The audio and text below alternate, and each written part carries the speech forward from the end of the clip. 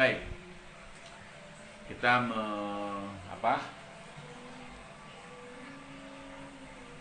melanjutkan bagaimana konsep negara hukum, rule of law. Jadi rule of law dengan res statute sebenarnya mirip-mirip aja ya, mirip-mirip saja. Cuman kalau yang satu berbahasa Belanda, terus kalau yang satunya lagi berbahasa Inggris. Tetapi ada esensi. Kalau Belanda itu positivisme atau positivisme hukum itu apapun yang ditulis, apapun yang dibuat oleh penguasa, ya itulah hukum. Tidak peduli adil apa tidak adil, ya, kira-kira begitu. Tapi kalau rule of law itu lebih pada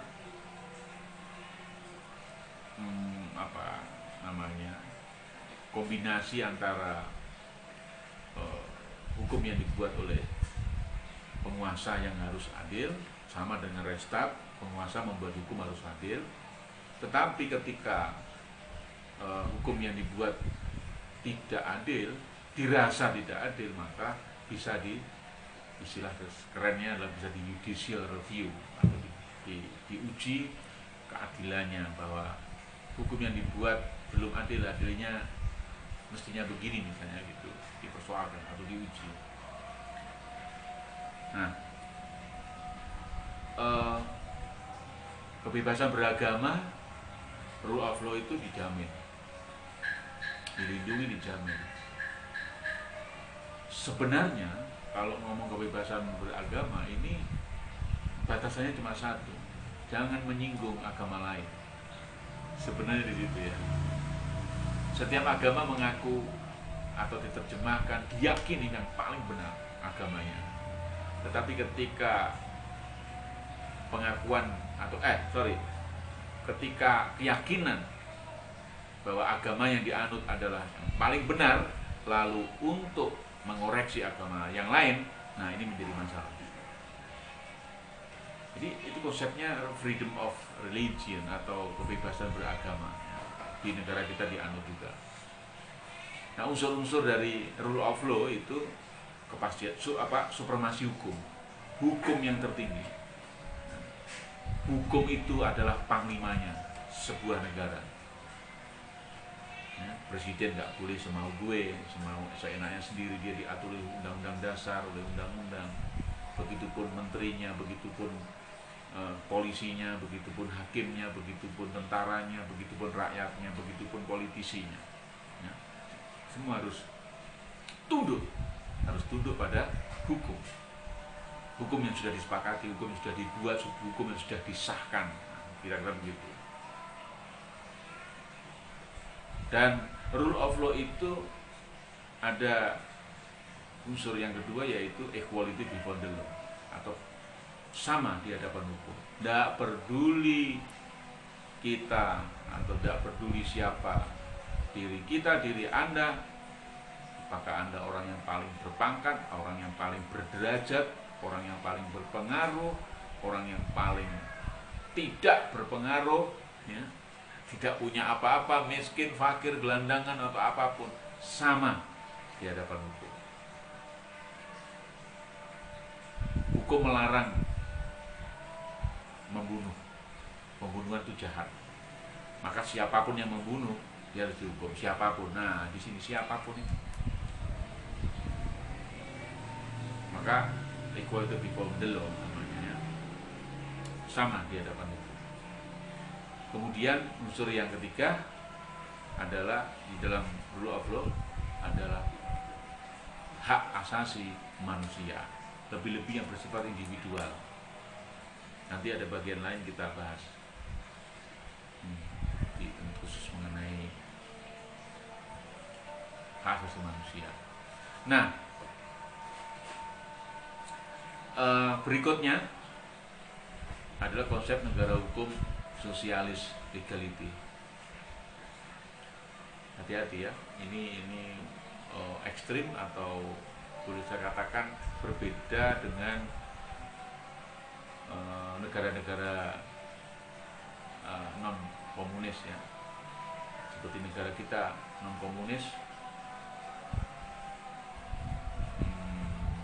non totaliter, tidak komunis, tidak totaliter, itu tentu sangat berbeda dengan atau bertentangan yang sangat tajam dengan konsep negara hukum yang saya sebut sebagai sosialis legality ya, negara hukum yang dilakukan atau dianut oleh negara-negara sosialis, karena sumbernya adalah rasio manusia, sama kan dengan yang lain, tetapi rasio manusia komunis.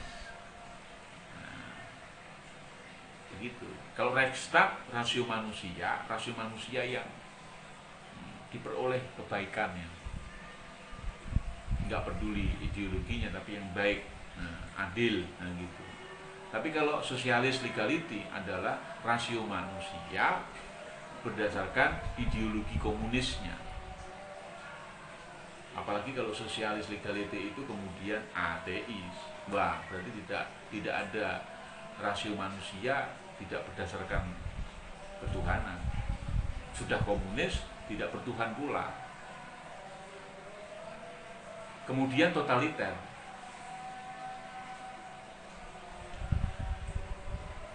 Ciri-cirinya begitu. Jadi komunis atau ateis, rasio manusia yang ateis, sosialis legality. Rasio manusia yang komunis, sosialis legality. Ya.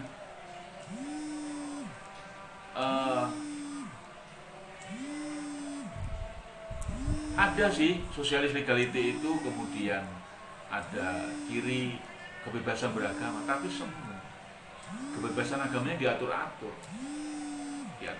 agama itu diatur-atur, negara jadikan di atas agama, negara mengatur agama, berbeda dengan tadi, benar-benar agama bebas kita. Nah itu ciri-ciri. Unsur-unsurnya apa sih sosialis legality? Kalau sosialis legality itu perwujudan sosialisme. Jadi sesungguhnya sosialisme itu kan ada pembatasan, nggak boleh ada yang paling kaya, kira-kira gitulah ya. Nah, ciri unsur lain yang lain, hukum itu dikendalikan atau di bawah kekuasaan yang kita disebut sosialisme. Nah,